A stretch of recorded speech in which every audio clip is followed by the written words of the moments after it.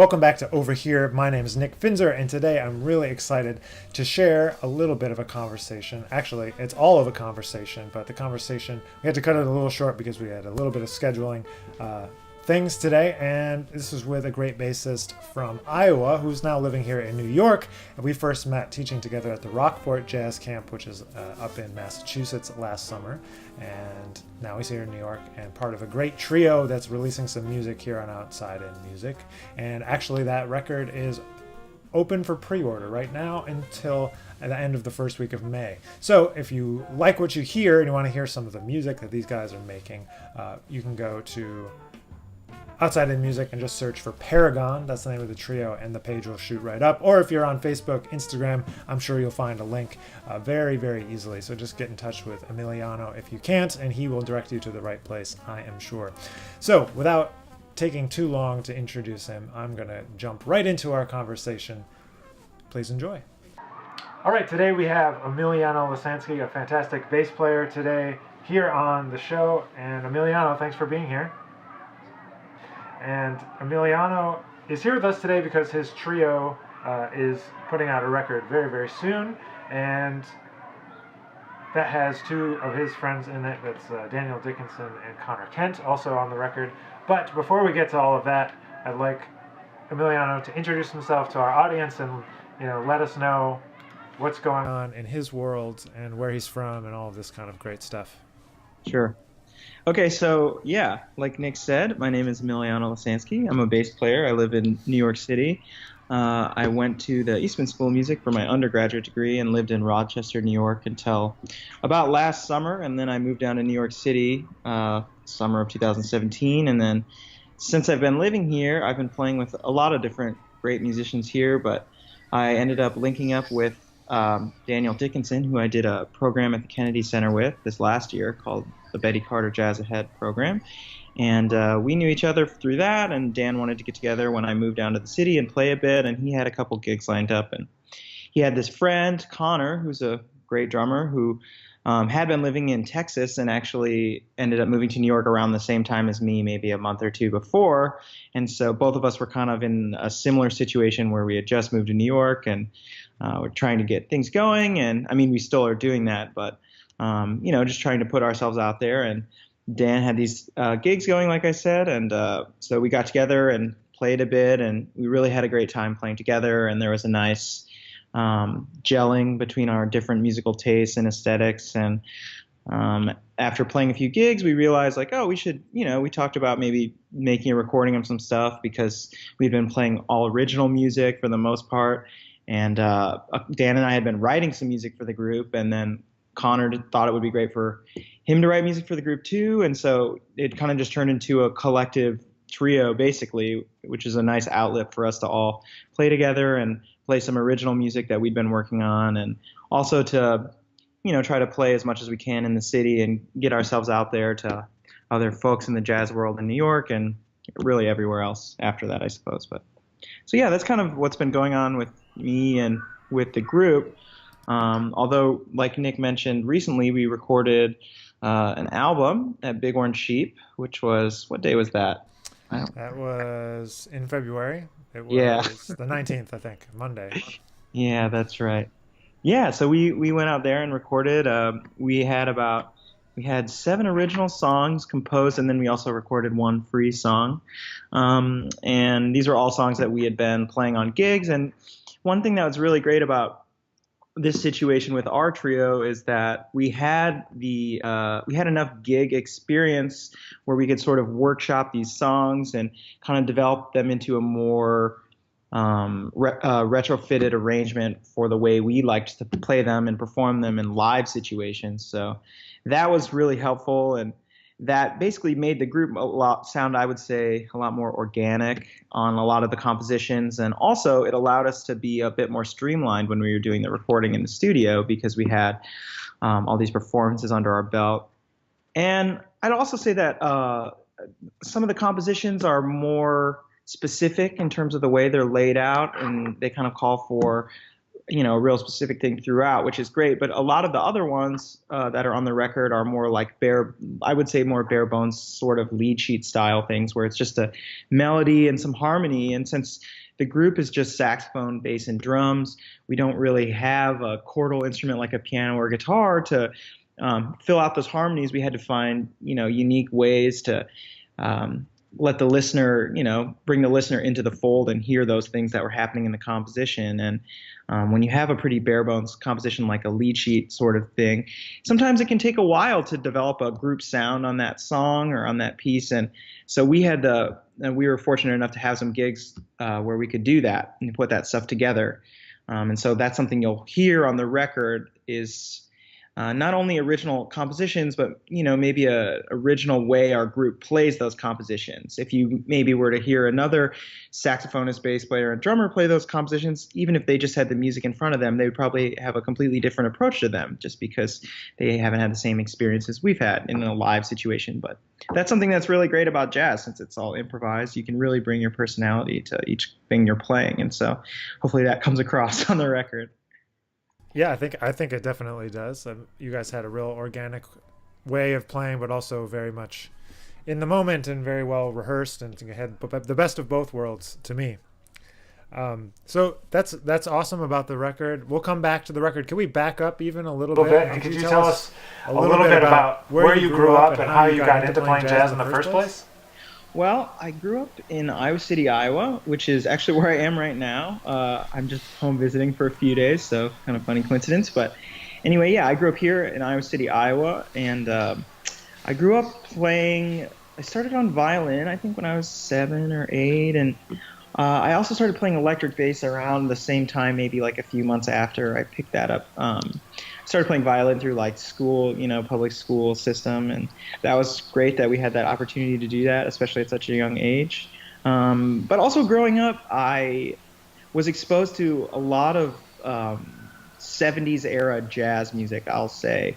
I guess a lot of people would call it like really classic fusion music, because my dad was a really big fusion fan in the 70s, and he had all these CDs and records that he used to play in our house, and we would just hear, Weather Report, Heavy Weather, and all these Chick Corea Return to Forever records, and Stanley Clarke records, and a whole slew of things. And so those were always kind of around the house when we were growing up. And so my brother and I, growing up, we were always exposed to these things. And I remember specifically my dad, he had one of those disc changers in his car, multiple CD changers, where he had 5 different CDs, and each one of those CDs is like a classic fusion record, like I've mentioned before, like Heavy Weather. Like, I think by the time I was 7, I could probably sing all the songs that were on that record, like Teen Town and Birdland and A Remark You Made, and all those classic songs that you hear, everything from wrestling meets and football games to like jazz clubs, I guess. But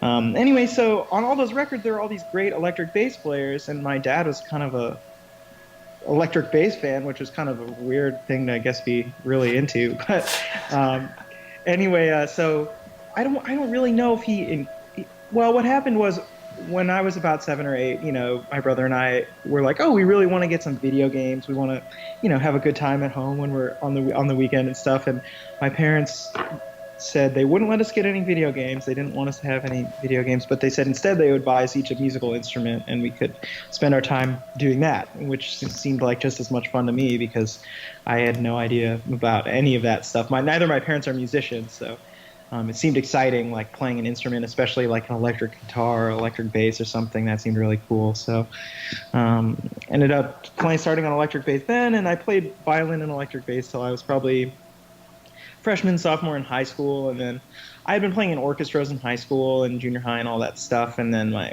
high school teacher, a combination of my orchestra teacher and my band teacher, who I'd been playing in jazz band with, both said, like, you should really learn how to play upright bass, since you play electric bass so well. You do it in jazz bands and stuff. And, you're playing violin in orchestra, but do you really have any desire to be a professional violinist? And I think they knew I didn't really. I mean, I love playing violin, but I was not serious at it at all. I had no intention of being a professional violinist or anything like that. So, Sure. but I did really love bass, and I loved jazz, and I at that time I'd been attending some summer camps and stuff, and I was one of the only kids that showed up with an electric bass, and there's all these kids playing upright bass, and so I felt that must have been a drag for all the kids that were in my combos because I didn't have an upright. They had to listen to an electric bass on some of that stuff, which sounds kind of funny, I guess, but.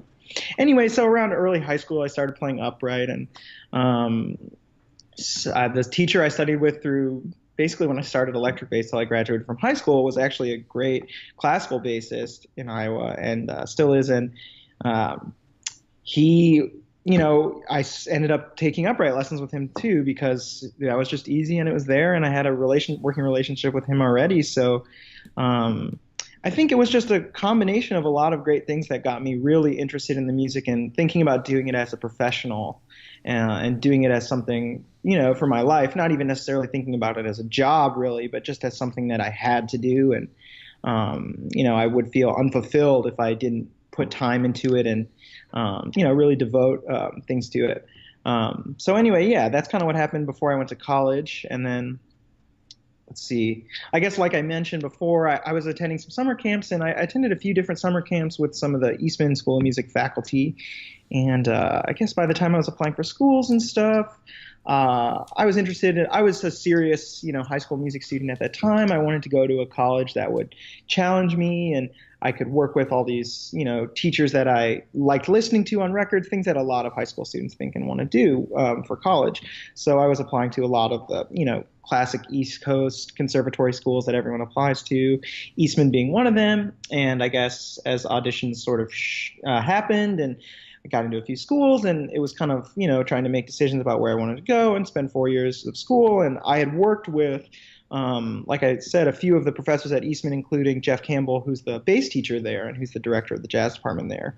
He's also the director of the Birch Creek Jazz Summer Camp, which is in Door County, Wisconsin. A lot of jazz musicians have attended that when they were in high school. It's still going, great camp. And so I knew Jeff through that and through doing the Eastman Summer Camp. And so, I don't know, I just knew the faculty there, and so it seemed like a great fit. So I ended up moving to Rochester when I was 18 and attending the Eastman School of Music for my undergraduate degree. And yeah, that's kind of how I guess I went from being a high school student in Iowa to a college student in New York, and now a professional musician in. Yeah. Yeah. So tell us a little bit. What are you doing in New York? I know you've been here. You've only been here not even a year. Yeah, about and 7 or 8 months. Working around with who else are you playing with other than your trio mates? Well, I'm not playing a ton yet. I'm playing a fair amount, I guess, but I've played a little bit with some of my other friends, our friends that, through going to school at Eastman. Let's see. So Nick and I both actually teach at a summer camp in Rockport, Massachusetts, with Alexa Tarantino, who's the director of the camp there. A lot of the other faculty members there are also went to school with us in Rochester. And so I've played a little with Alexa and some people I've met through her that I didn't necessarily go to school with. No, I wouldn't say I'm really playing in a lot of other bands yet, Sure. Or let's say like finite projects that are gigging a lot, but a lot of rehearsals and sessions and small gigs here and there where sometimes it's original music and sometimes it's standards and standard repertoire stuff. And so, the great thing about New York is most everybody there is, a really great musician and really serious about being a professional and, doing everything they do in music at a really high level. So, even if you're playing a dive bar standards gig, you probably will be playing with 3 other musicians that are like amazing, outstanding players just because of the nature of the, New York is a major market music scene. And so there are all these great musicians everywhere trying to, have professional careers and gig around and stuff like that. So right now I'd say I'm still in the early stages of being a freelance musician in New York, but, it takes time and takes a commitment to, the music scene and to the music itself. And, to getting to know people and going out and seeing music and people knowing you're around and, building that credibility amongst people you didn't know before you moved there and all those different things. And so I wouldn't say I've quite figured that out yet, but, I'm slowly figuring it out. I'm definitely doing a lot more now than I did when I first moved to New York. So that's positive. So hopefully, things keep building and, I keep working toward some of my goals, my long-term goals, I'll say, as a musician. So, yeah. Yeah. So, I mean, I know you're right in the thick of it. And so not necessarily to give concrete advice because, you've only been there for a little while, but what I were don't some have of the things that like you did to prepare yourself to move to the city? Yeah, that's a good question. Yeah. I will say on a performing level, I mean, just being a professional musician, you have to have your stuff together. You have to know, at least the couple hundred songs that most people know if you want to play with professionals, just to get your foot in the door. So just on that level, you need to have your repertoire together. You need to know your basic 100, 200 standards that everybody knows. You have to know the way people like to do them. You have to have your technique together. So you're not struggling. You don't want people to hear you and say, oh, like that guy just doesn't sound like he's really played in a while. Like he's a great musician, but it just seems like he hasn't played his instrument in 2 weeks or something, or maybe he was having an off day, so you got to address that as well.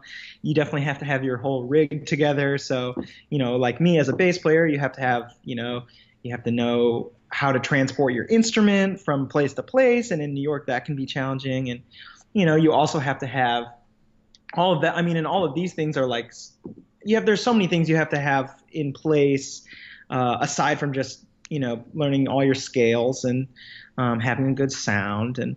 But at the core of it, you have to have all those fundamental things in place as well. So I think some of the other things I did to help prepare me were before I moved to New York, trying to do as many programs as I could, like the Betty Carter Jazz Ahead program I mentioned before, or like teaching at summer programs, or going out, when people were in town that didn't live there, or just trying to make as many connections as I could.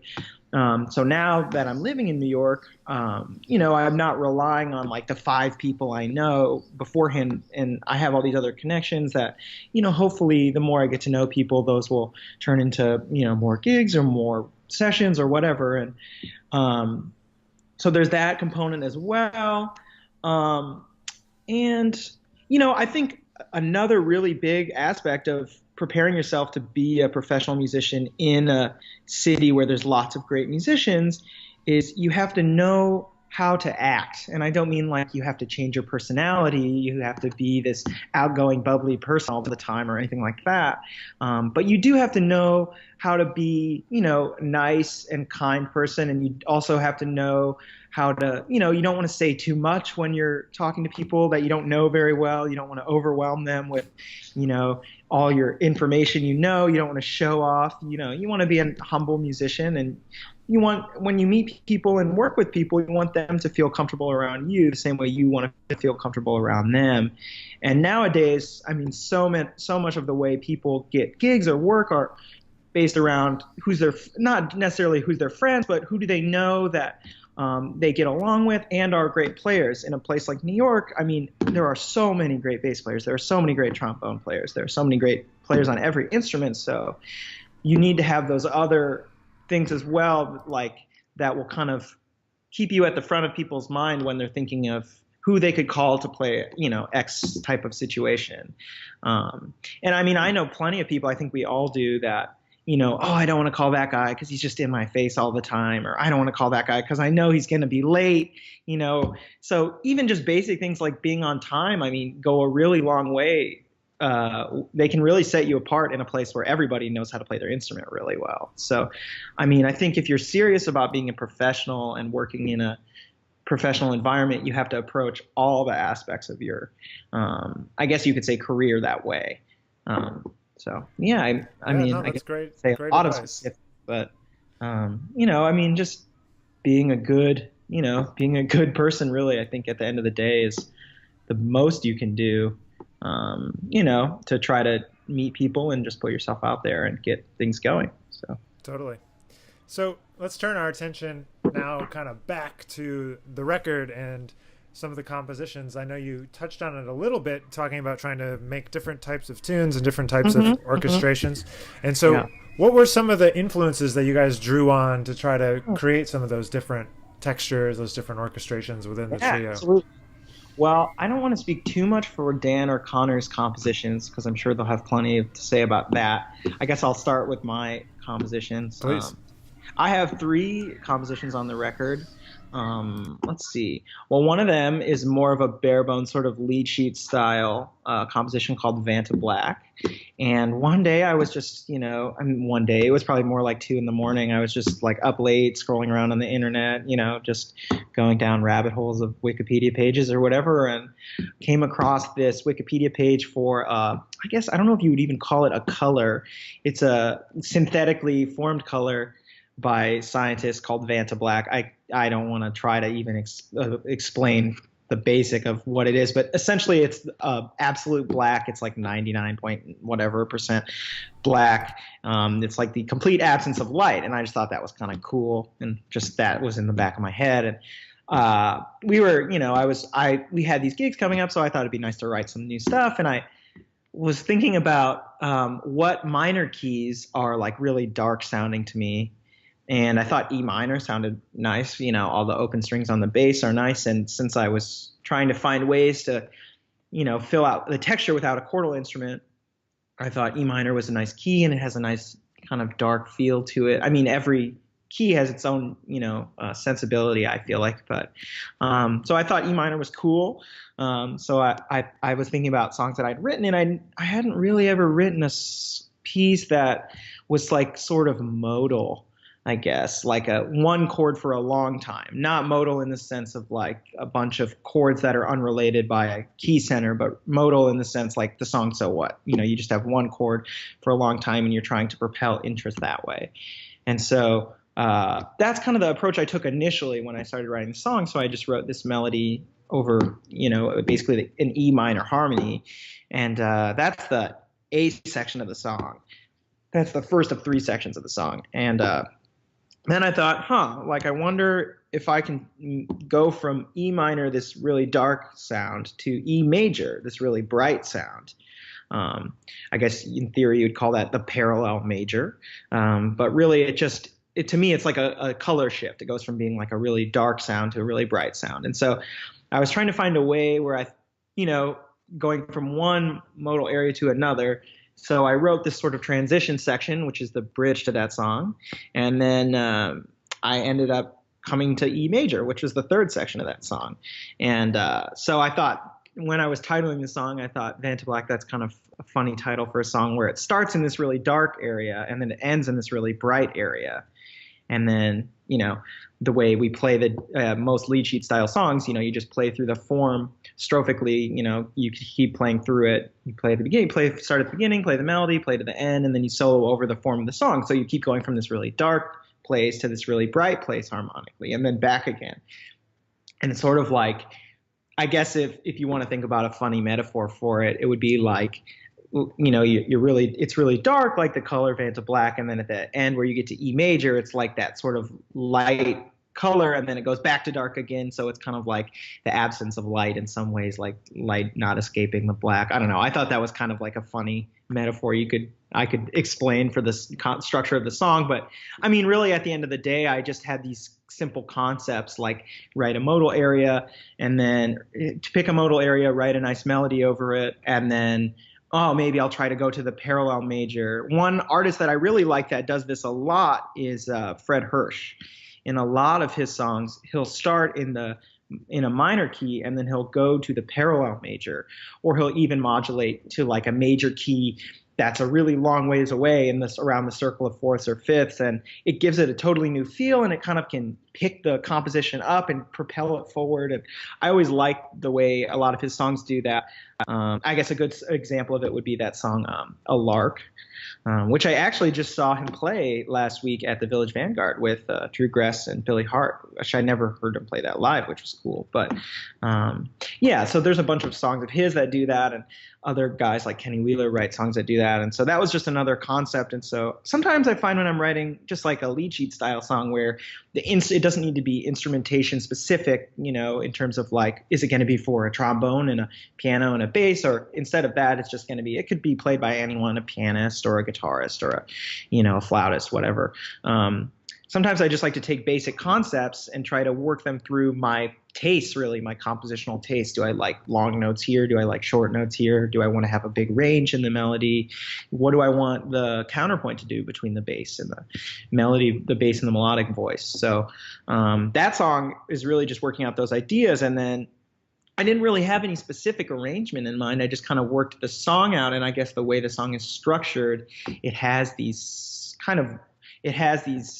parts to it where you could really arrange it in certain ways. And by playing it on gigs with, you know, a couple great musicians like Dan and Connor, they really find their own voice in this song. And so I guess on the recording, I mean, I didn't really tell Connor any specific type of drum group to play, but I think the melody and the counterpoint and the bass line have a specific rhythm to it. So he kind of brought his own approach to that. And you know, Dan found really unique ways to play melodies over the different harmonic sections of that song. So I guess, I mean, that's a lot about that song, but that's kind of the way I structured that song versus there's another song I have on the record called Passing Through, which is actually a piece I originally wrote about a year ago when I was still living in Rochester. And I had been listening to a few different things. I've been listening to a lot of Bartók string quartets and Debussy string quartet. And then I also had just been checking out those Ben Wendell Seasons project that he was doing the few months before they ended or something. And I like the way that in those compositions he wrote out these they were sort of like just, I had never looked at the sheet music, but it sounded like a lot of written out lines with improvisation over it, you know. And then later on, when I saw some of the charts for it, I realized that's kind of what was going on. But sort of these like figures, kind of the way you'd see in classical music, like the way you would hear a Baroque pianist play like a figuration in their left hand or shape and then do some improvisation over it in the right hand. Some people might call that like a fantasia or something like that. But basically, I like that idea and that concept, and sort of the harmonic sounds of Bartók were in my ear, I guess, at the time.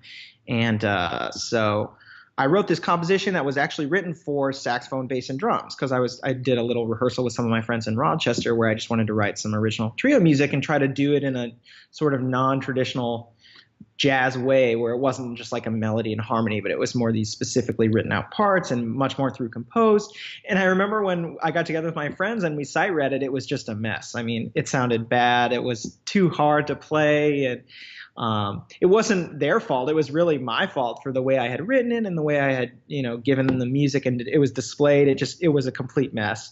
But there were some, you know, nice nuggets in there of, you know, melodies and stuff. So I kind of kept that. I do this a lot. I mean, I write songs and I'll play them with people and they don't really work. And then I'll put them on the shelf. And, you know, sometimes I'll come back to them and say, oh, I wonder how I can rework this, or now with my experience I have now that I didn't have then. And so this composition was an example of that, where we had actually decided, this was like the day we decided to do the recording. I emailed you or something and decided we were going to do the recording.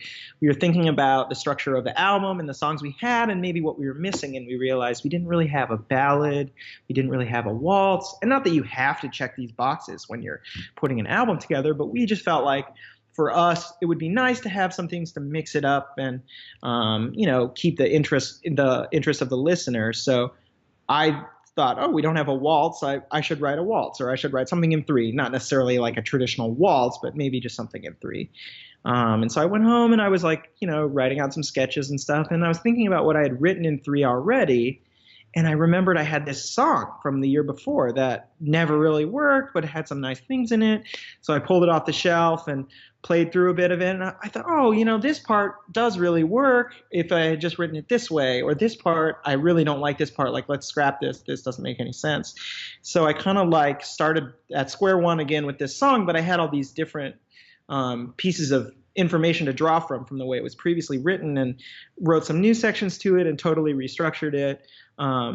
But I mean, essentially, to me, it's still a really similar. It's just a reworking of an old song that I wrote. But when I brought it to Dan and Connor, it did take a little bit of working out to rehearse and get it together. But I think that's just a fun example of the way, you can always reuse your own material as a musician. If you write something and it doesn't work, it's not necessarily because what you wrote is bad. It's just, maybe the way you're presenting that information to the other musicians is unclear, or maybe it's giving them a different idea or interpretation than what yours is and what you want from them.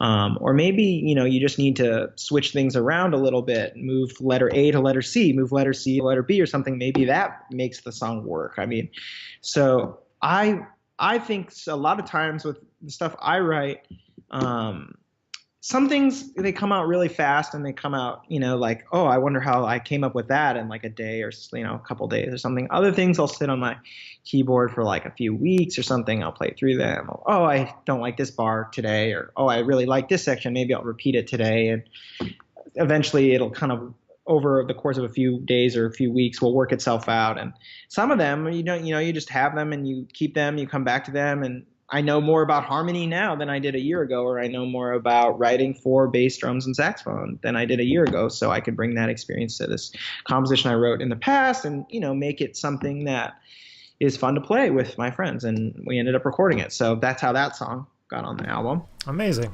Well, yeah. Man, this is like so insightful into your process and into everything that you're thinking about. And I really appreciate you sharing all that. So just before we run out of time here, I wanted to ask you, what is the reason that people should go and check out and maybe even pre-order your guys' record? That is a great question. Well, if you pre-order the record, you're going to be getting some things that you won't get if you just go on iTunes and download it, or if you go on Spotify and just give it a listen. You'll get some more insight into our process. I think we're each going to write some stuff about each composition, some of the stuff I was just talking about here, but maybe more detail and more specific things. So we're going to, if you get the first tier package, I'm not sure what we titled it yet. Maybe we did. I just can't remember the name of it here, but I think it's $30, and it's you get like extended liner notes, and you'll get all this information basically about the way the record was put together, the way the three of us came together, and because we're all from different places, we all have different experiences. And then there's a couple other tier options where you can pre-order the record, and you'll get a few extra things. One of them involves, if you're like a musician or a music student, it involves one free Skype lesson with one of the three of us you pick. So if you're a bass player, you can take a lesson with me for 1 hour for free. Or if you're a drummer, you could do one with Connor. Or if you're a reed player, or even just a trombonist or a trumpet player or whatever, you could take one with Dan, or you could take one with any of us. It's really up to you. So we're offering that, and we're also offering one of the sheet music to one of each of our songs. So I think in that package, it's my song Vanta Black, that one I was talking about, where it's modal and then it starts dark and goes bright. So you'll get a copy of that music as well as a song of Dan's and a song of Connor's from the record. And then if you do the other package option, I think you'll get 2 CDs, and you'll just get more behind-the-scenes photos, behind-the-scenes writings about the record. Basically, if you're interested in the way that we put this project together, the way that we brought our background influences together to make this recording, you'll get all of that information if you pre-order the album, and you won't really have access to any of that if you just buy it after the fact. So those are some of the things we're offering. And I think, especially if you're a student, or if you're trying to become a professional musician, I think there'll be a lot of insight in some of these writings we're going to do, and in the songs we're going to offer, and some of the other things that you can gain, that you won't really be able to do if you just buy the recording and listen to it. I know when I was a young musician, sometimes when I would listen to recordings, I would just, I would obsess over records, but I would never have a way to ask that musician, how did they put this together? How did they do this and that? Or like, how did you get this? How did you get the drummer to play that there? I don't even know how you would like ask someone to do that. And if you pre-order this record, you'll get a lot of insight into the way, at least we approached this project and the way we made the group work, really. So, yeah. Awesome. Well, I'll definitely be including some links for people to check out. So the pre-order runs until mid/beginning, somewhere in the beginning, first week of May. So if it's before middle of May when you're listening to or watching this, go and pre-order their new album, Kin, by Paragon Trio. And so Emiliano, thanks so much for hanging out today. Appreciate it. And I know you have a lot to say, so maybe we can even do a part 2 sometime. Yeah, absolutely. All right, man. Well, thanks so much, and I hope I have a great day and enjoy Iowa. So that's Emiliano Lasansky. Paragon is the name of the group. Kin is the name of the record, and that will all be coming out in the mid-2018, probably May and or June. There's going to be videos, there's going to be CDs, there's going to be everything, and these guys are offering really cool pre-order opportunities. If you want to take advantage of that, that is open now, and I'm really excited for these guys. Stay tuned to OverHERE for more interviews with these guys, because Connor and Dan, his trio mates, are up in the next few weeks. So thanks so much for being here. If you haven't subscribed to the YouTube channel, please do that by clicking the button below, and find all the links to these guys and their project and the pre-order all in the links below. And there's more videos coming out each and every week. Subscribe to the podcast if you haven't yet on iTunes or wherever you listen to podcasts. And please, if you can, share this with just one friend, because we're just trying to get the word out about what we're doing here at Outside in Music. So thanks for being here. Really appreciate you. My name's Nick Finzer, and we'll see you guys next time.